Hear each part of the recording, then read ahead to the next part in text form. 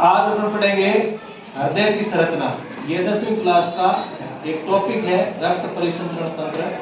5वें पार्ट जो है इसका विभिन्न प्रकार के तंत्रों के बारे में अध्ययन कर रहे हैं। तो आज अपन करें हृदय की संरचना। हृदय हमारे शरीर का एक महत्वपूर्ण अंग होता है। रक्त परिसंचरण तंत्र के अंतर्गत ये आता है।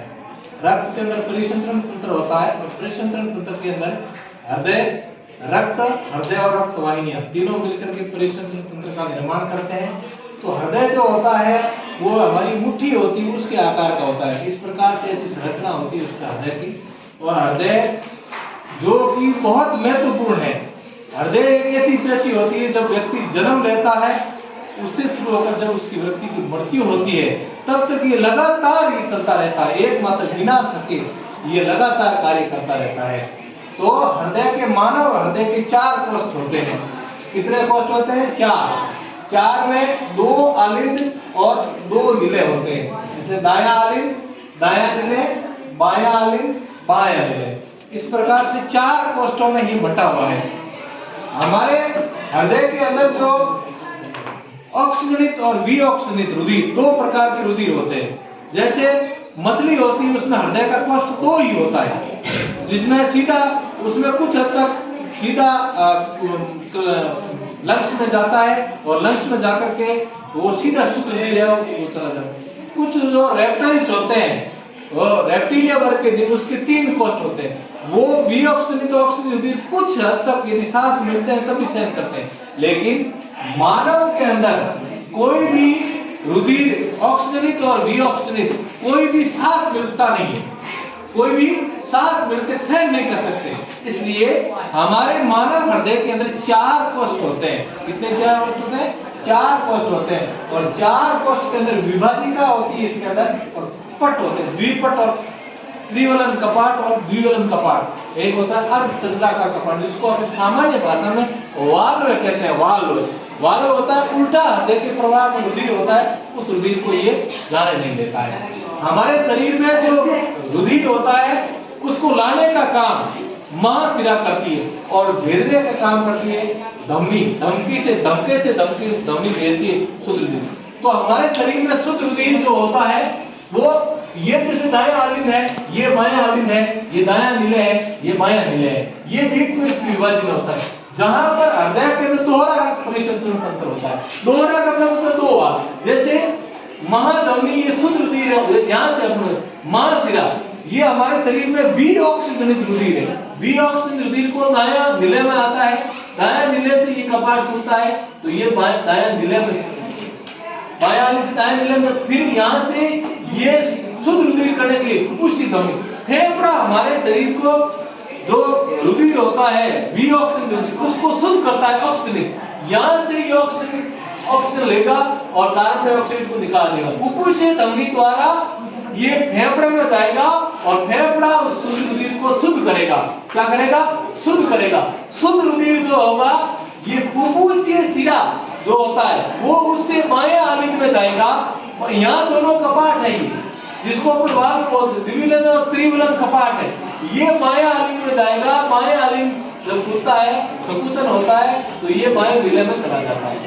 बाएं निलय से महाधमनी द्वारा हृदय के विभिन्न भागों में रक्त का संचारित किया जाता है। दोहरा सुनिए, इसलिए मानव में दोहरा रक्त परिसंचरण तंत्र पाता है। दोहरा रक्त परिसंचरण का मतलब है हृदय में खून रक्त का 2 बार ये प्रवाह होता है। जैसे महाधमनी है ये महाधमनी ध्यान दो, शरीर के विभिन्न भागों की कोशिका फेफड़े को छोड़कर, फेफड़े को छोड़कर हृदय में जाए खून है जाएगा, फेफड़े में जाएगा। जैसे ये रुधिर महाधमनी में शुद्ध रुधिर है, जैसे ऑक्सीजन का परिवहन होगा तो कार्बन डाइऑक्साइड जुड़ने से विऑक्सीजनित रुधिर हो गया। क्या हो गया? विऑक्सीजनित। जहां ऑक्सीजन की मात्रा कम उसको महाधमनी दाएं आलिंद में ले जाएगी। दाएं आलिंद से दाएं निलय में जाएगी। दाएं निलय से फुफ्फुसीय धमनी विऑक्सीजनित रुधिर को फुफ्फुसीय धमनी फुफ्फुस मतलब फेफड़े लंग्स की सेल्स में जाएगी। लंग्स जो है एक प्रकार से उत्सर्जन का काम करता है। एक्सक्रीटरी सिस्टम अनदर सबसे महत्वपूर्ण होता है, उसको बोलते हैं किडनी, और किडनी के अलावा जो दूसरा काम है ये बहुत महत्वपूर्ण है। फुफ्फुस से धमनी द्वारा कार्बन डाइऑक्साइड तो बाहर निकल जाएगी, ऑक्सीजन उस खून के अंदर घुस जाएगी, ऑक्सीजन इसमें मिल जाएगी, तो ये हो गया ये हो गया ऑक्सीजनित रुधिर। क्या हो गया? ये ऑक्सीजनित रुधिर। और ऑक्सीजनित रुधिर हो गया ये फुफ्फुसीय शिरा द्वारा, क्या फुफ्फुसीय शिरा द्वारा ये आएगा बाएं आलिंद में, बाएं आलिंद से बाएं नीले में जाएगा, वहां से इस 3 प्रकार की जो मां धमनी निकलती है ये शरीर के रुधिर के विभिन्न भागों में इसको रक्त को भेजती है, रक्त को भेजती है। ये फुफ्फुसीय यहां से ही आया, मां धमनी एक याद रखने की ट्रिक है, दमके से जाती है और शिराएं सरारा खून को वापस ले जाती है। तो दमके से कौन ले जाती है? ये धमनी होती है मां धमनी। ये ब्लड को कहां ले जाएगी? ये ले जाएगी शरीर के विभिन्न भागों में भेजेगा, और शरीर के विभिन्न भागों में ब्लड की क्या होगी? सप्लाई होगी, और सप्लाई होते ही ये हमारे शरीर में इसका खून का परिवहन हो। इसलिए मानव में डबल रस सर्कुलेटरी सिस्टम पाया जाता है।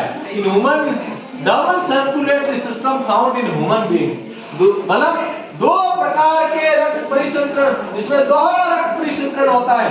इस खून को 2 बार आना पड़ता है, एक बार ये आया, फिर ये फुफ्फुसीय धमनी द्वारा शुद्ध होने के लिए गया, फुफ्फुसीय शिरा से वापस इसमें आया, वापस यहाँ अर्धचंद्राकार कपाट होता है।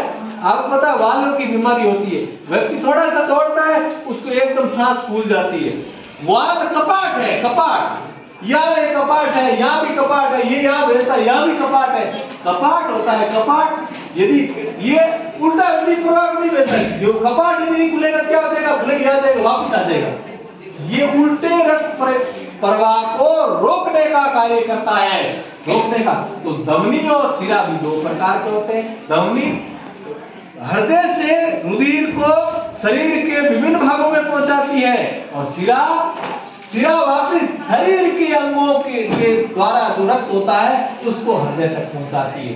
धमनी और शिरा इतना महत्वपूर्ण अंग होता है।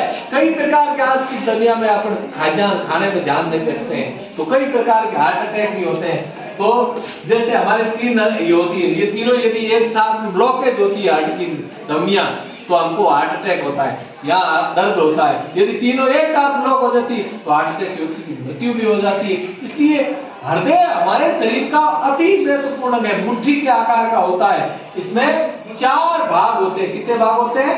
4। याद रखना इसमें पहला भाग दायां आलिंद, आलिंद के 2 भाग, दायां आलिंद, बायां आलिंद, दायां निलय, बायां निलय, बीच में होती विभाजिका, और होते हैं कपाट। इस प्रकार से ये